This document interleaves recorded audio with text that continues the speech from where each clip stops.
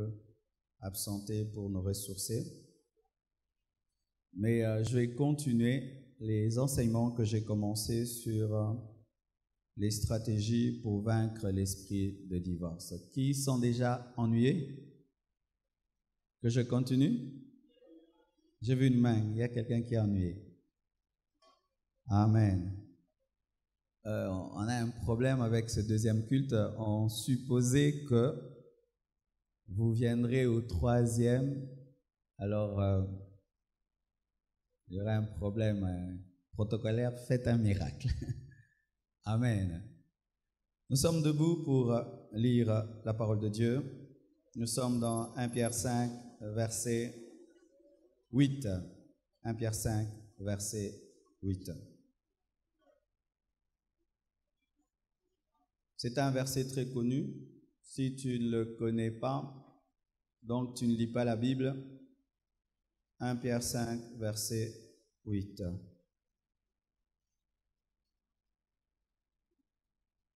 Nous lisons 1, 2, 3. Allons-y. Soyez sobres, veillez. Votre adversaire, le diable, rôde comme un lion rugissant, cherchant qui il dévorera. Acclamons la parole du Seigneur. Asseyez-vous.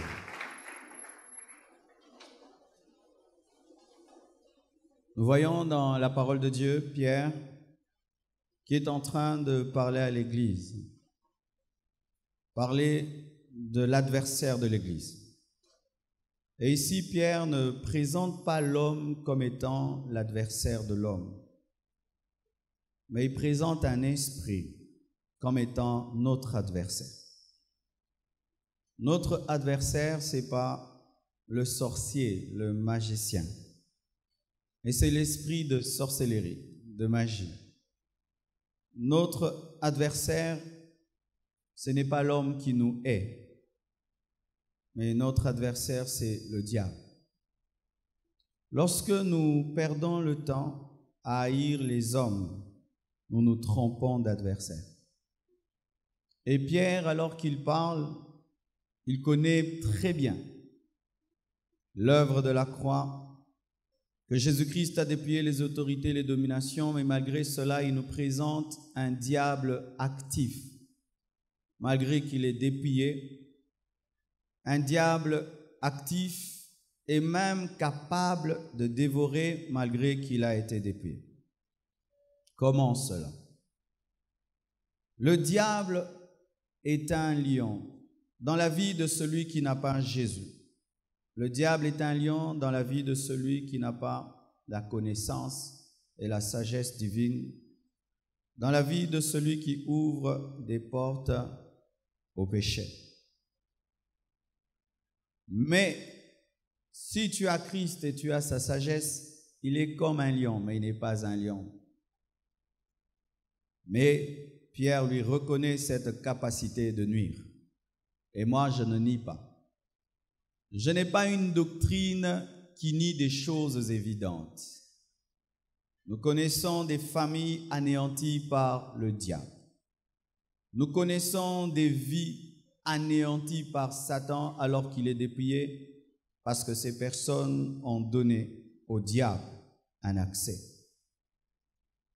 Et parmi les stratégies que Pierre donne pour vaincre l'esprit, l'adversaire Satan, Pierre dit, soyez sobres, veillez. Et au verset 9, il dit, résistez. Il propose des stratégies pour vaincre le diable. Être sobre, être vigilant, veiller, résister. Je suis en train d'écrire un livre sur comment vaincre l'esprit de divorce. Et cela est parti d'une vision que j'ai eue dans un songe. J'ai vu l'esprit de divorce en train d'opérer dans ce monde. C'était un esprit. Je ne dis pas que l'esprit de divorce est comme ça, mais c'est l'image que Dieu m'a donnée.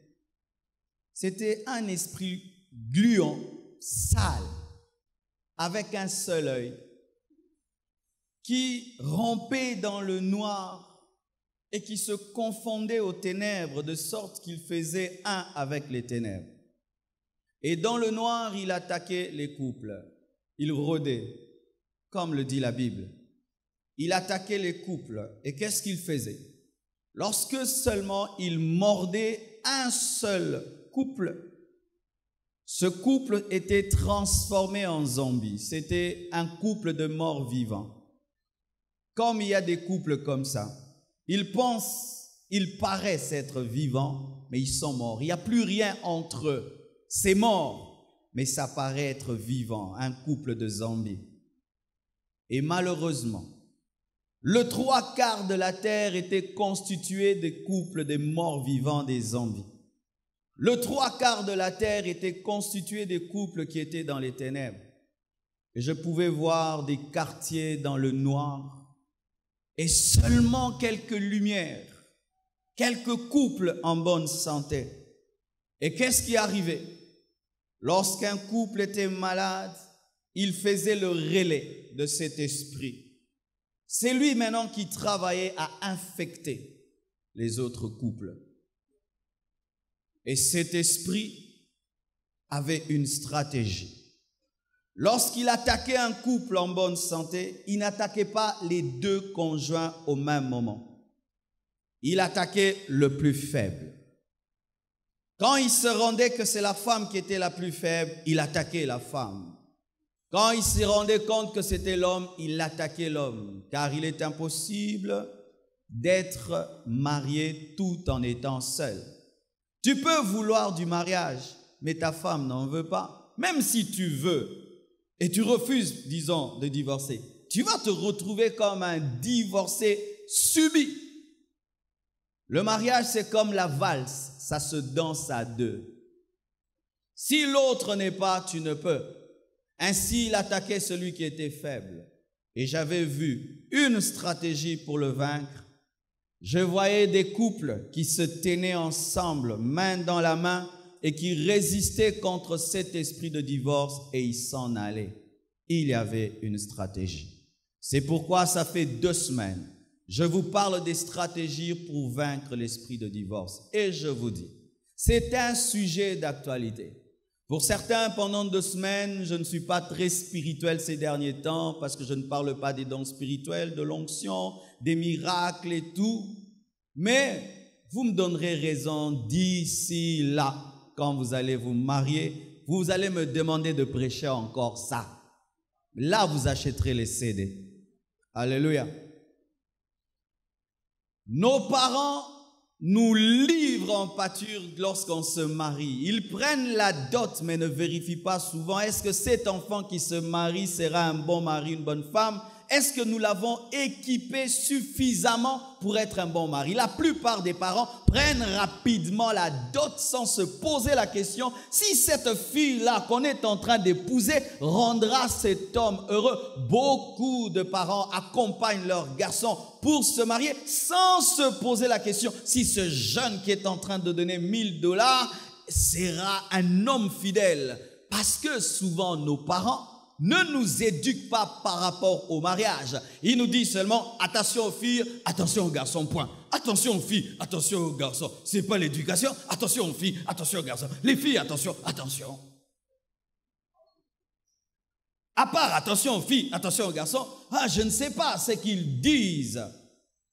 C'est pourquoi aujourd'hui nous faisons les relais des parents. Alléluia. C'est pourquoi il faut qu'il y ait l'église. J'avais cru que je pourrais parler de cette stratégie au premier culte. Je me suis gouré. Alors aujourd'hui, au deuxième culte, je suis humble. 5 stratégies. Comme ça, je n'ai pas de dette. Amen. Voici la première stratégie pour vaincre l'esprit de divorce. Pour ceux qui écrivent. Il faut comprendre la femme quand elle est enceinte. Et les femmes doivent éviter de trop en faire quand elles sont enceintes. Ça vous paraît bizarre. Mais je vous dis que beaucoup de couples sont anéantis pendant la grossesse de la femme. Beaucoup de couples sont détruits pendant la grossesse de la femme. Tu imagines, tu épouses une femme, elle a un ventre tout plat. Et après quelques mois, là, la démarche change. Elle ne portait plus ses belles jupes, ses belles robes. Elle porte maintenant des cathares. Elle crache tout le temps. Elle vomit tout le temps. Elle a maintenant un gros nez, des boutons, et d'autres deviennent sales. Oui, aux émiepés, ça rapose au chocolat. Oh célibataire, welcome. Ce sont des choses que papa ne te dira pas. Et tu vois cette jolie fille, tout d'un coup, elle ne fait que dormir, cracher, vomir. Elle commence à avoir des goûts bizarres, des macassous, des tondolos. Et elle te demande ça à 1h du matin. Son caractère change, son comportement change. Ça devient une autre femme. Tu te dis, mais est-ce que c'est elle que j'ai épousée? C'est elle, mais c'est ta faute parce qu'elle n'est pas devenue ainsi toute seule, elle ne s'est pas engrossée. Même Marie peut dire que Dieu est coupable. Nous exigeons aux femmes d'être parfaites pendant la grossesse comme si elles se sont engrossées. Excusez-moi. Nous voulons qu'elles demeurent parfaites. Et je dis toujours aux hommes, si cette femme pouvait un peu t'emprunter sa grossesse pendant 1 mois, je te dis, papa, tu vas mourir, on t'enterre. Et qu'est-ce que ça fait? Tu commences à envier d'autres femmes qui ne sont pas enceintes. Tu commences à aller dans les fêtes avec des femmes qui ne sont pas enceintes. Tu commences à convoiter les femmes qui ne sont pas enceintes alors qu'elle est enceinte à cause de toi. D'autres, c'est pas qu'ils tombent dans l'adultère, mais leur amour meurt pendant la grossesse. C'est pourquoi la plupart des couples qui ont 1 année, 2 ans, 3 ans ont des sérieux problèmes provoqués par une chose, la grossesse. Surtout si la femme enchaîne des grossesses, c'est-à-dire que toute ta vie tu vis avec une femme enceinte. Et cette fille-là, toute jeune, toute belle, toute forte, tu ne la vois plus, elle a disparu parce qu'elle va de grossesse en grossesse. Mais un homme m'a enseigné, mais ce n'est pas un homme très louable dans la Bible, Laban. Dans Genèse 31, versets 34 à 35, la Bible dit, Rachel avait pris les téraphim, les avait mis sous le bas du chameau et s'était assise dessus. Laban fouilla toute la tente et ne trouva rien. Elle dit à son père, que mon Seigneur ne se fâche point si je ne puis me lever devant toi, car j'ai ce qui est ordinaire aux femmes. Il chercha et ne trouva point de téraphim. Lorsque Jacob a quitté la maison de Laban, il s'est enfui et il a pris ses 2 femmes, Léa et Rachel. Et Rachel, qui était une voleuse, avait volé les fétiches. Ah, moi c'est Oyiba qui sait. Elle a volé les fétiches de son père et Laban les a poursuivis. Et c'est Rachel qui avait les fétiches et elle avait enfoui ce fétiche sous le bas du chameau. Elle s'était assise dessus. Et lorsque son papa vient pour fouiller, elle reste assise. Pourquoi tu ne te lèves pas? Elle dit, papa, je suis dans notre période des femmes. Vous imaginez dire ça à son père? Qu'est-ce qu'un père peut faire? Du coup, il te dit, hey, Fanda! Il a respecté le cycle hormonal de sa fille, malgré que Laban était un féticheur, malgré qu'il était un voleur, mais il pouvait respecter sa fille lorsqu'elle traverse un cycle hormonal. Il est impossible qu'il y ait grossesse sans cycle hormonal. Si Laban, malgré qu'il était mauvais, pouvait respecter une femme lorsqu'elle dit qu'elle traverse un cycle hormonal, à combien plus forte raison lorsque tu es son mari? Certaines femmes, lorsque elles traversent un temps avec leur cycle, elles changent de caractère. Surtout les femmes qui ont un problème de dysménorrhée, des douleurs. elle a tellement de douleurs qu'elle devient nerveuse. Et pendant ce temps-là, il y a des maris qui ne comprennent pas. Pourquoi ma femme me répond ainsi? Pourquoi elle me parle? Elle a des démons. Elle n'a pas de démons. Est-ce que tu as bien étudié ta femme? Il y a certains hommes mariés qui ne savent même pas si leur femme passe par des douleurs en cette période-là. Tu vis avec une femme, mais tu ne maîtrises pas son corps. Ainsi, tu deviens très exigeant. Mais si elle te prête ces douleurs-là pendant quelque temps, rien que les amibes, papa, quand tu as les amibes, est-ce que tu causes beaucoup? Quand on te pose des questions, n'est-ce pas quand tu as les amibes? Mais elle, chaque mois, des douleurs pareilles. Certaines, ça fait 2 jours, d'autres 3 jours, d'autres 5 jours. Mais elle doit être gentille à la maison. Elle doit te sourire, mais elle a mal. Vous devez comprendre ça. Nous n'épousons pas des hommes, nous épousons des femmes. Tu ne vivras pas avec une femme longtemps si tu penses que c'est un homme. Ce n'est pas un homme. Elle vit des choses que tu ne vis pas. Elle endure des choses que tu n'endures pas.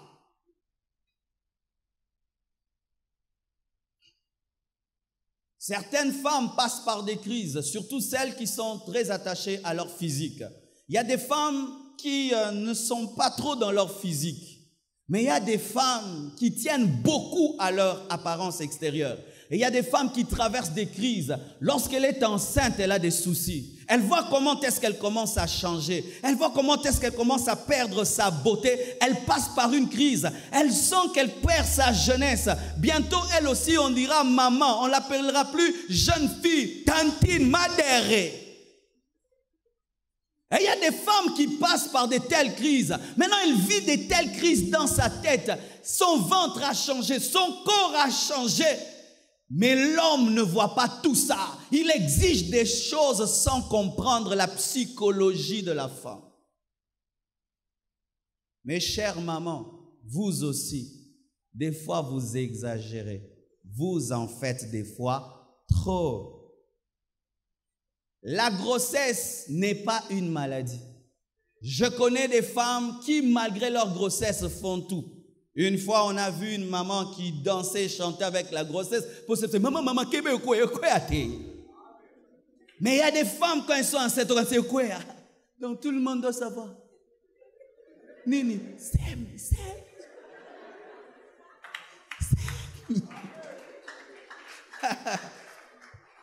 Et là, elle commence maintenant à commander le mari. Sagement, chérie, Nini, glaçon. Chérie, passe à ramasser. D'autres se fâchent. Et des femmes en profitent. D'autres vont plus loin jusqu'à refuser de s'unir avec leur mari pendant la grossesse. Chers nouveaux convertis et chers célibataires, la grossesse n'empêche pas la sexualité, que personne ne te mente. Il est possible d'avoir l'intimité pendant la grossesse de la femme, et je ferme la parenthèse parce qu'il y a des célibataires ici, mais c'est possible, demandez à Papa Odon. Mais d'autres femmes en profitent. Je suis enceinte, je suis enceinte. C'est pourquoi beaucoup d'hommes tombent dans l'adultère pendant la grossesse de la femme, parce que ça devient l'alibi pour tout refuser et refuser de faire quoi que ce soit. Chère maman, lorsque vous êtes enceinte, faites l'effort d'être quand même propre. Parce que cet homme-là, même s'il a une femme enceinte, c'est un homme. Il n'est pas devenu une femme parce que sa femme est enceinte. Alléluia. Ainsi tu craches tout le temps. Pendant 9 mois, imagine, tu es une femme qui crache tout le temps. Et qui crache en désordre. Qui ne se lave plus. Et quand...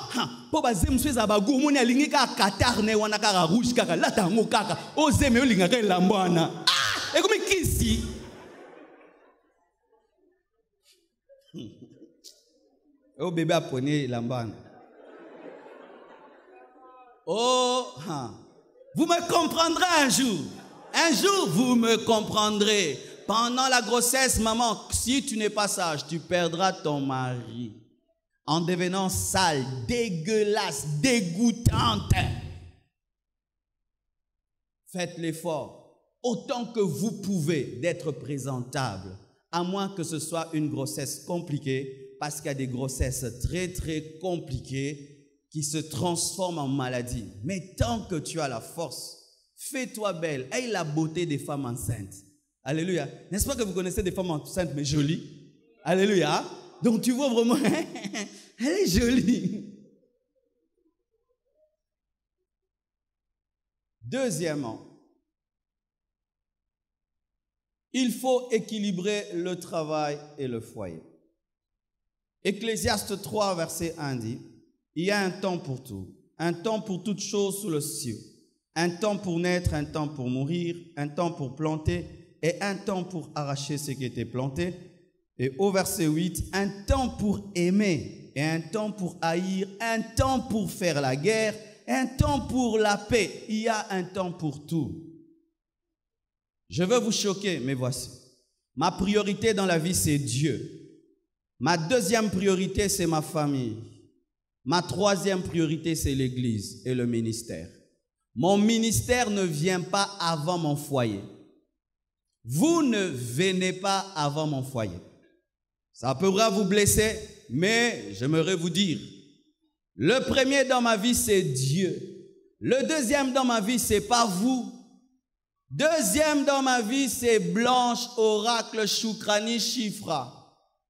Mon ministère ne vient pas avant ma famille, car si je détruis ma famille, je ne pourrai plus exercer le ministère. Vous me respectez parce que je suis aussi un bon père. Vous ne me respectez pas seulement parce que je prêche et j'enseigne. Archi faux. Le jour que vous entendrez que j'ai divorcé, le jour que vous viendrez ici, maman Blanche vient avec des bleus, blessés comme tout. Vous venez chez moi, mes enfants sont tout sales, désordonnés. Vous n'allez pas me respecter. Ce qui amène le respect, c'est mon foyer. C'est pourquoi des fois, laissez-moi seul avec ma femme. Il y a des gens qui téléphonent à 2h du matin, Ndeko, Ndeko, là, la raté, Ndeko. 2h du matin, tu m'appelles. 4h du matin, tu m'appelles. Moi aussi, je suis un humain. Eh, je vais vous choquer. Je ne prie pas tout le temps. Je ne jeûne pas tous les jours. Je dors aussi. Eh, je ne prie pas pour vous tous les jours. C'est Jésus qui intercède tous les jours pour l'Église. Ah, ça te choque, mais je te dis la vérité. Ton intercesseur auprès du Père, c'est Jésus. C'est pourquoi les foyers des pasteurs meurent, parce que vous voulez faire d'eux des dieux. Maintenant, ils sont tout le temps l'église, tout le temps l'église, tout le temps l'église, et leurs femmes sont en train de se plaindre, leurs enfants haïssent le ministère. Vous savez pourquoi est-ce que beaucoup d'enfants de pasteurs refusent d'être des pasteurs? C'est parce qu'ils ont été torturés par les églises. Et vous savez que beaucoup des enfants de pasteurs haïssent les bandimi. Si vous me voyez venir au bureau jusqu'à 23h, venez au bureau, chassez-moi. Si vous me voyez commencer à faire des retraites tout le temps retraite, tout le temps de retraite, allez à la retraite, prenez-moi ma ngengenge, faites-moi descendre, mais papa boété. Si déjà pour le ministère, il faut être équilibré, alors pour le travail que tu as à Vodacom, le travail que tu as à Tigo, le travail que tu as quelque part, bien aimé, évitez ces choses où vous êtes tout le temps dans le boulot et vous pensez que vos épouses ont épousé votre salaire. Ta femme n'a pas épousé ton salaire. Elle n'a pas épousé les bijoux. Elle n'a pas épousé la voiture, ni les maisons. Elle a épousé un homme d'abord.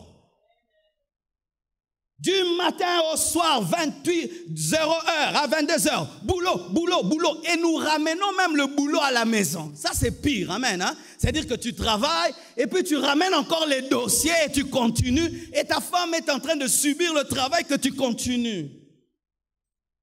Équilibré. Et au moins un jour pour votre famille, au moins un jour pour votre femme, où tu dis, ça c'est ta journée, fais-moi ce que tu veux. Donnez-moi l'amen. Bien-aimé, ce que je te dis, c'est ce qui m'aidera toute ma vie. Car si tu n'es pas équilibré, tu détruiras ta famille. Même Dieu, qui ne se fatigue jamais, a dit, le 6e jour qu'il est entré dans son repos alors qu'il n'a pas besoin de se reposer pour enseigner aux travailleurs d'avoir un temps de repos. Tu ne te reposes jamais. Tout le temps la poursuite de l'argent. Tout le temps la poursuite de quelque chose. Et puis tu oublies tes enfants. Tu oublies ta femme. Tu ne lui donnes pas le temps. Et quand tu ne lui donnes pas le temps, comme la nature a horreur du vide, un jour quelqu'un remplacera ce vide. Et des fois nous sommes étonnés des grands hommes. Mais qui est sorti avec sa femme? Le domestique. Quelle honte! Pourquoi? Tu es toujours absent. Est-ce que tu donnes suffisamment de temps à ta femme? Mais pas seulement les hommes. Aujourd'hui, les femmes aussi, vous travaillez. Hier, j'étais à l'université. Il y avait, je crois, la moitié, c'était des femmes. Donc, d'ici là, ce seront des professeurs. D'ici là, ce seront des PDG. D'ici là, ce seront des ministres. Et qu'est-ce qui arrive aujourd'hui? Lorsqu'une femme travaille, elle oublie qu'elle est une femme. Je parle du mariage d'un général et d'un colonel. Si une femme est générale dans l'armée et que son mari est colonel, elle est générale et colonel dans l'armée. Mais une fois qu'ils franchissent le seuil de leur porte, madame devient colonel, monsieur devient général nommé par Dieu. Maman, lorsque tu es boulot, tu ordonnes, toi ici, toi là-bas, toi ici, toi là-bas. Une fois seulement que tu entres chez toi, jette ça. Si tu entres avec, tu vas tout détruire. Chers hommes, c'est vrai qu'il ne faudrait pas que nous empêchions à nos épouses de travailler. Et je trouve cela anormal que beaucoup d'hommes aujourd'hui, sa femme a étudié et lorsqu'il épouse cette femme, il dit « Nanda, non, non. Moi, avec tout l'argent que je dépense pour que ma fille étudie, yo fan se nanda. L'une des conditions pour la moi nangai à ça là. Ah oui, oui, oui. Condition avant que tu me donnes de l'argent. Non, moi, ma fille doit travailler. Tu la laisses travailler.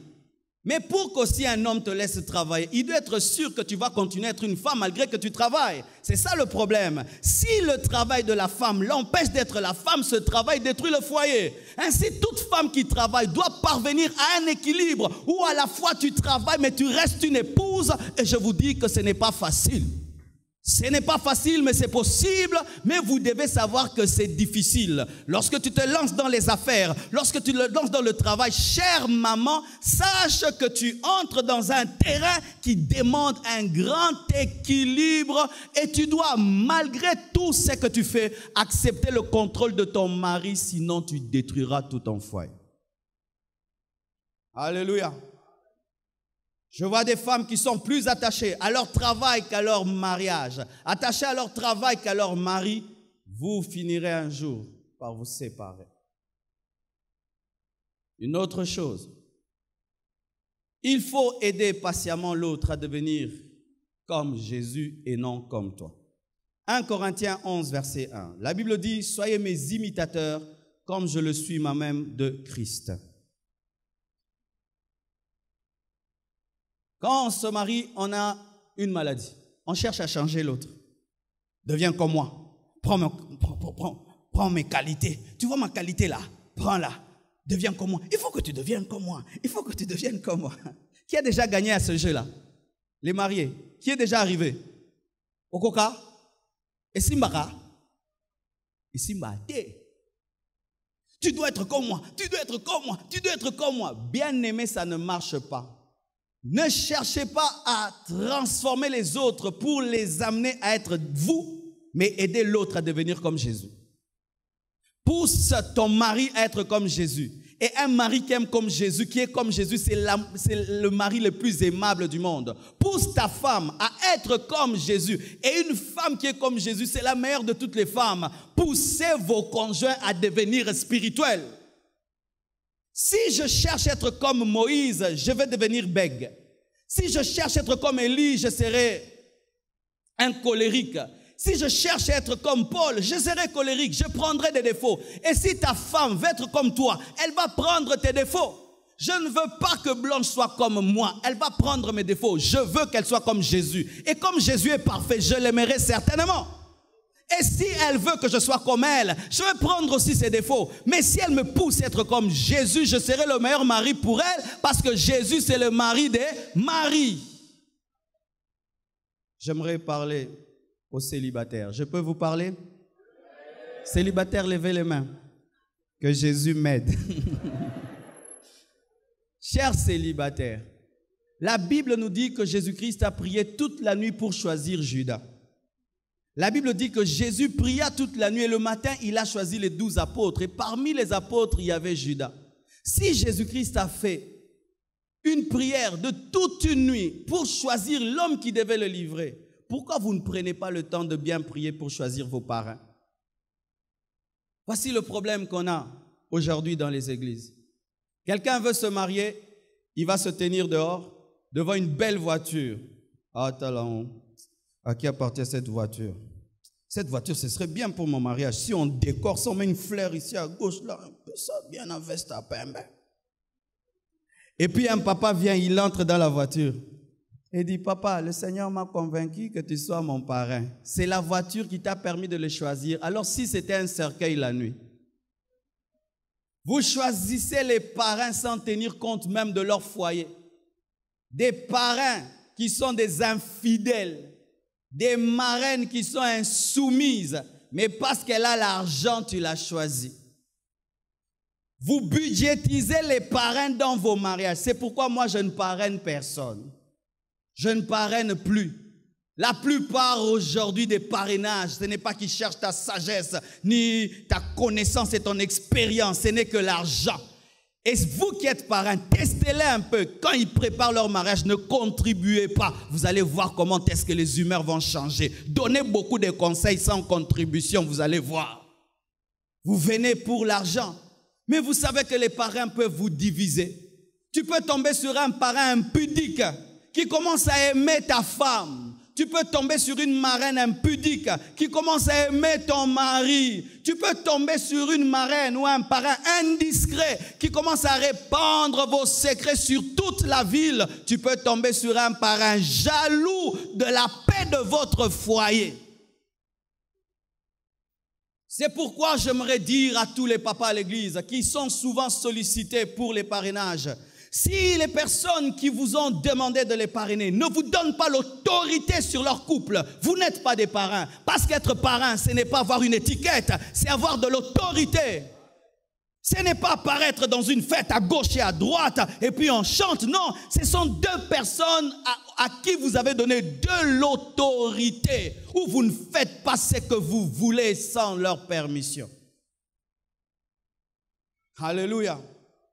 Mais certains choisissent mal les parrains, pas parce qu'ils cherchent l'argent, mais parce que souvent, nous sommes bluffés par certains couples. Comme je l'ai dit, il y a des couples qui sont comme des couples de zombies. Ils sont comme des tombeaux blanchis. Tout paraît beau à l'extérieur, mais à l'intérieur, c'est la rapine, c'est la pourriture. Et tu les vois dans le culte, chéri, chéri, doudou, bisous. Hey, mobali a toki boa pangu si, hey, mama ye yo. Hey. Chéri, oui, chou, oui, chou, chou. Eh, na ba chou, chou, chou, basaka bien. Eh, bokyo parenenga, nzoko ba chou, ezeka ba chou. Et tu tombes sur ce piège-là, des gens qui paraissent. C'est pourquoi si tes parents divorcent, ils n'ont plus le droit de te parrainer.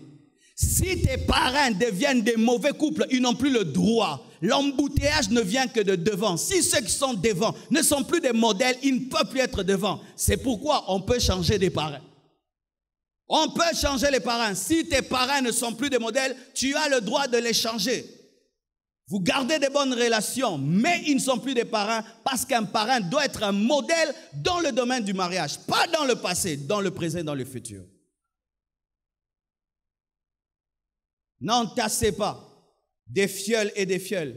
Je vois des gens qui se glorifient de parrainer beaucoup de gens. Moi, j'ai 80 fioles. Ah, 80 fioles. L'église Mobimba. Et tu ne maîtrises rien. Ils ne te donnent aucune autorité sur leur vie. Rien du tout. Et ces couples sont en train de se diviser, mais tu ajoutes encore des fioles. Non, il faut t'arrêter. Le fait seulement qu'un couple divorce que tu parraines, ça doit te toucher au lieu d'ajouter.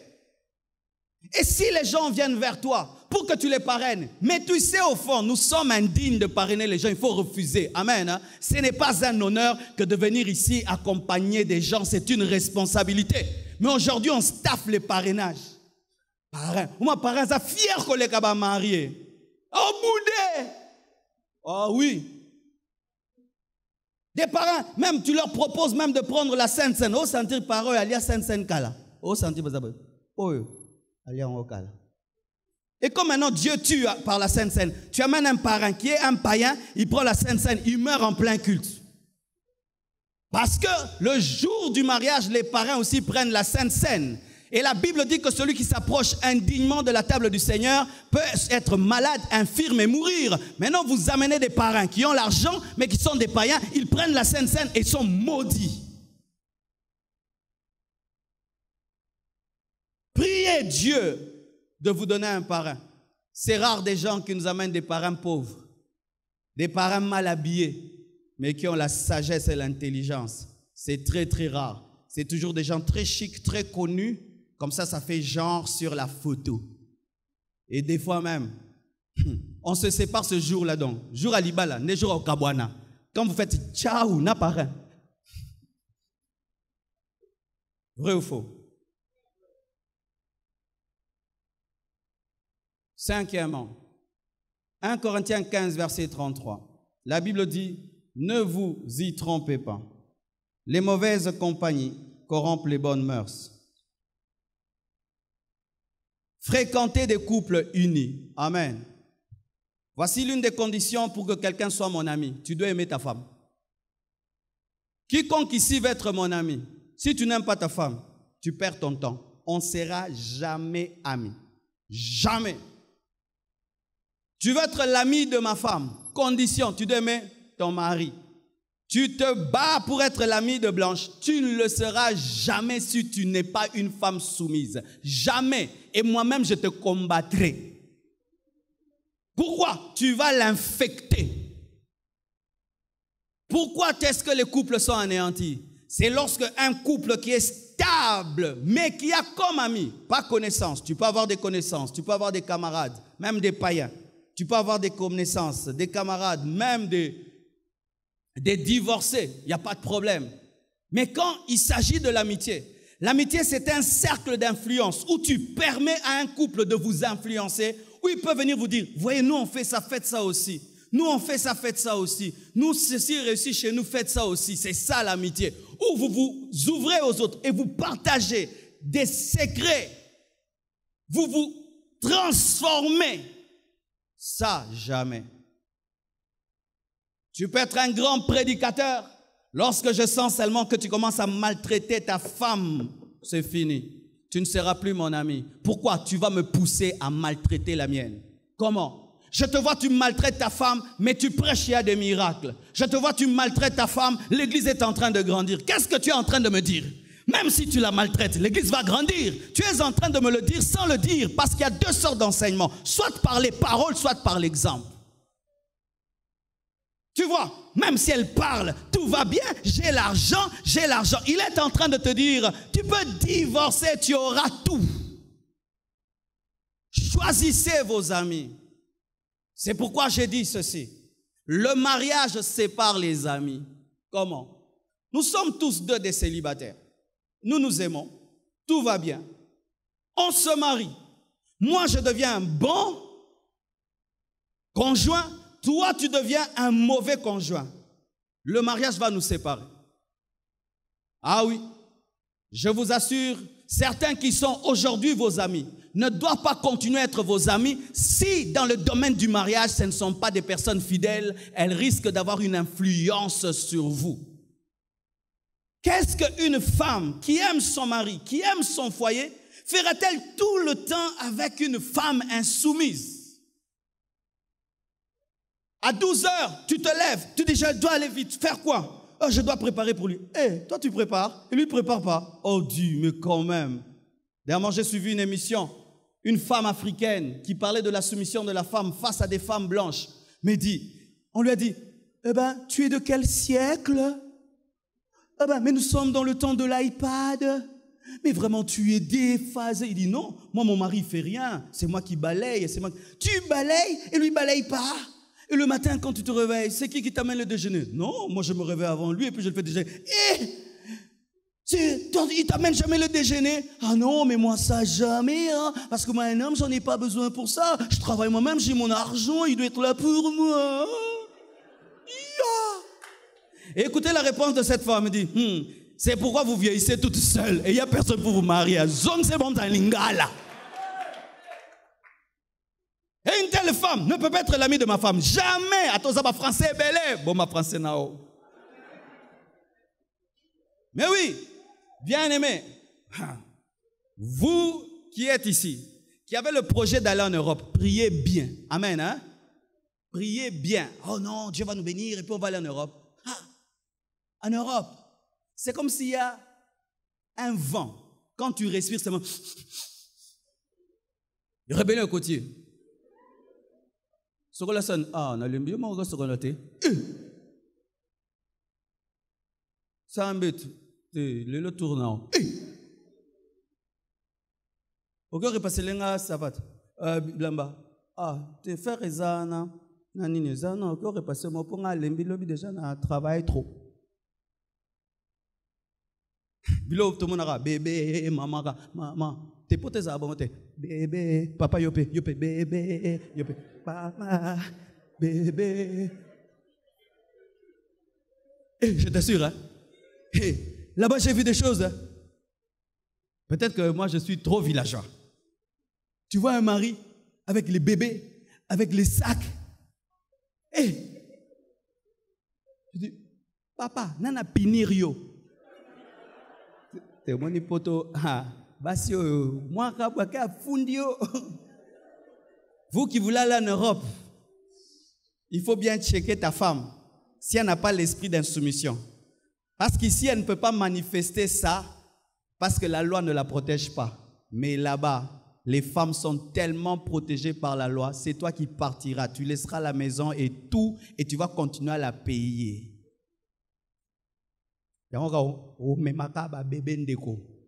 Oyeko la ko fongo la couche na ko remplaçango yom to enkele tomo kele ko sila yo oyeko la kolongo la couche. Qui va aller en Europe avec sa femme?